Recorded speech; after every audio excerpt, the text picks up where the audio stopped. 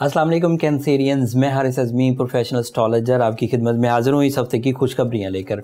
जब मैं आपके लिए एस्ट्रोलॉजिकल कैलकुलेशंस कर रहा था तो मैंने देखा कि पिछले हफ़्ते की जो कामयाबियाँ हैं उनका मोमेंटम भी आपके लिए इस हफ़्ते सस्टेन करेगा एंड कुछ नए इवेंट्स जो आपके लिए काफ़ी सपोर्टिव हैं वो भी इस हफ़्ते वाक़े होंगे।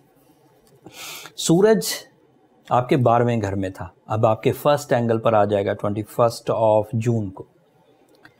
यहाँ से अब आपका एक दौर शुरू है। हम लोग एज एस्ट्रोलॉजर ये मानते हैं कि जब सूरज आपके फर्स्ट एंगल पर आता है तो आपका नया साल शुरू होता है।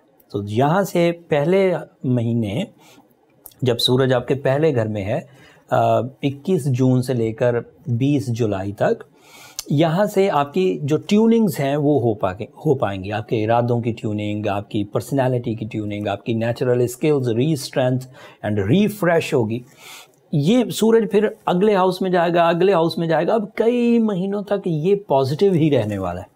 लेकिन ये ज़हन में रखिए कि जो ट्यूनिंग का एरिया है, मतलब इस वक्त आपकी नेचुरल ट्यूनिंग का महीना चलेगा। ये आपके फर्स्ट एंगल पर है तो आपकी नेचुरल स्किल्स मैच्योर होंगी, टू दी टारगेट होंगी, मिशंस को परफॉर्म करने के लिए उसके अंदर तड़प और कसक पैदा होगी। अगर इसे आपने ज़ाया कर दिया तो अगले महीने जब ये प्रोडक्टिव होने लगेगा, कुछ मटेरियल एडवांटेज देगा, इधर आपके पास नेचुरल स्किल्स स्टेबल नहीं होंगी तो वो अपॉर्चुनिटीज़ आएंगी मटेरियल एडवांटेजेस की, बट आप उसे ग्रैब ही नहीं कर सकेंगे।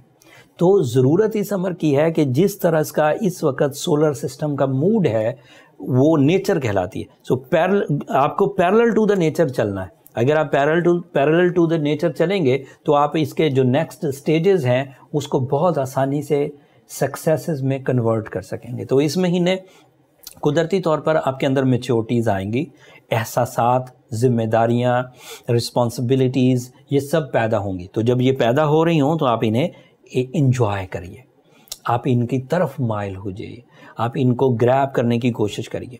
सूरज आपके सेकंड हाउस का रिप्रेजेंटेटिव भी है। फर्स्ट एंगल पर आपकी जो तड़प रुपया, पैसा या मटेरियल एडवांटेजेस की है वो इस महीने से प्लान्स बनना शुरू हो जाएंगे, अपॉर्चुनिटीज़ दिखना शुरू हो जाएंगी और फिर अगले महीने से वो सक्सेसेस में भी कन्वर्ट होंगे। दूसरी खबर जो मेरी है वो है वीनस से रिलेटेड। तो वीनस 23 जून को आपके 12th एंगल पर चला जाएगा। इससे पहले वो अपने ज़ाती एंगल पर था, टॉरस एंगल पर। वहाँ वो बहुत बेनिफिशियरी था, आपके लिए रोमांस पैदा कर रहा था, अटैचमेंट्स प्रोड्यूस कर रहा था, फैमिली वेलफेयर।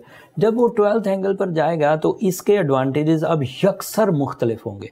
आप रूहानी तर्ज की चीज़ें सोचेंगे, आप दुश्मनी से छुटकारा, आप बुरी आदतों से छुटकारे की तरफ सोचेंगे।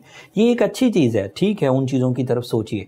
बट अब लव कमिटमेंट जो ऑलरेडी 23 जून से पहले हो चुकी हैं, अब आपको उन्हें संभाल कर चलना होगा। अगर आपको अब 23 के बाद किसी को प्रपोज करना है तो बाय रूल्स ऑफ एस्ट्रोलॉजी अब आपको रुकना चाहिए। This is my professional recommendation, क्योंकि उसके रिजल्ट्स अच्छे नहीं रहेंगे। वीनस पूरे साल में एक दफ़ा 12वें घर में गुजरता है और वो उसका नेगेटिव एरिया होता है। उसमें शकूक पैदा होने लगते हैं, रोमांस में शक की तबीयत होने लगती है एंड साथ में उकताहट पैदा होने लगती है, ओवर थिंकिंग, जल्दबाजी एंड सम टाइम अग्रेशन। अगर सिवियर सिचुएशंस हो जाएं रोमांस की तो अग्रेशन पैदा होने लगता है। उससे रिलेशनशिप वीकनेस आती है, उससे रिलेशनशिप डिस्ट्रक्शंस आती हैं, उससे डुअल थिंकिंग पैदा होती है। सो Venus is in negative position और मरकरी ऑलरेडी वहाँ है 12वें घर में। वो तो पिछले ही हफ्तों से चलता आ रहा है, लेकिन मरकरी 12वें घर में आपके 12वें घर का रिप्रेजेंटेटिव है। वो बहरहाल आपको अक्ल ज़हानत देता रहेगा, जिससे आप अच्छे और बुरे की तमीज़ करते रहेंगे, जिससे आप अपने और पराये की तमीज़ करते रहेंगे। सिर्फ वीनस रोमांटिक साइड के इमोशनल सेक्टर को डाउन करेगा, उसके लिए आप अपने तौर पर अदरवाइज एफर्ट्स कर सकते हैं। बाकी खबरें अच्छी हैं।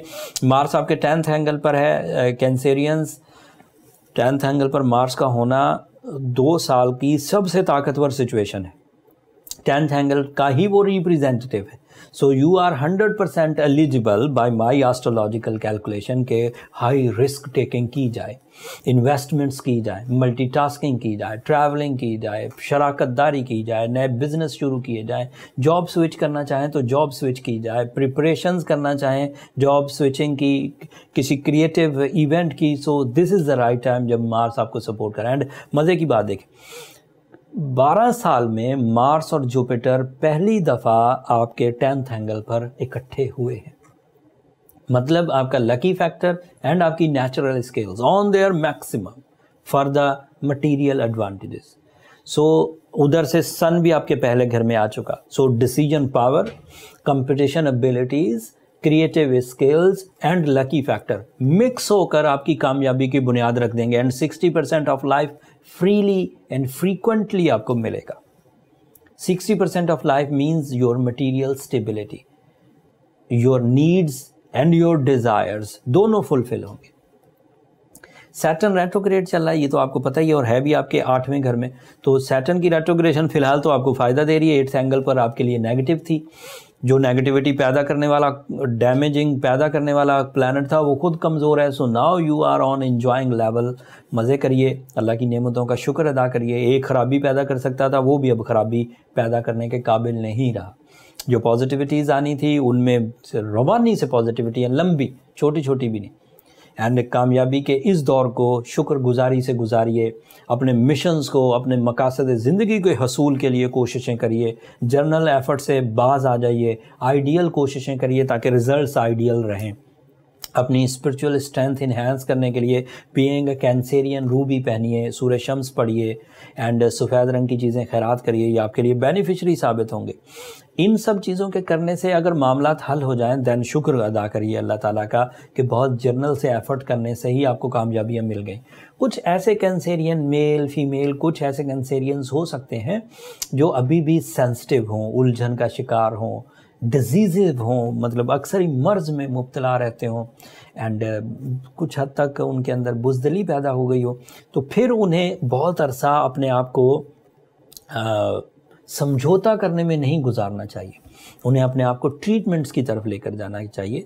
जनरल ट्रीटमेंट मैंने आपको प्रिस्क्राइब कर दिया, आप इन्हें फॉलो कर लीजिए। अगर ऑलरेडी आपने फॉलो किए हुए हैं और ठीक नहीं हो रहे हैं तो फिर आपको अपनी पर्सनल कैलकुलेशंस की तरफ जाना चाहिए। नंबर उसके लिए नीचे चलते रहते हैं, आप उन पर रब्ता करके अपने लिए टाइम ले सकते हैं, बट वो फ्री फोरम नहीं है कैंसेरियंस, होपफुली आप अंडरस्टैंड करेंगे। जितनी नेमतें इस वक्त आपको मुयस्सर है, मैं आपके लिए इसे इस सीज़न को 18 जून से लेकर 25 जून तक के सीज़न को बहार सीज़न डिक्लेयर कर रहा हूँ। अब आपकी परफॉर्मेंसेस पर डिपेंड करता है कि आप इस परफॉर्मेंस को कैसे लेकर चलते हैं।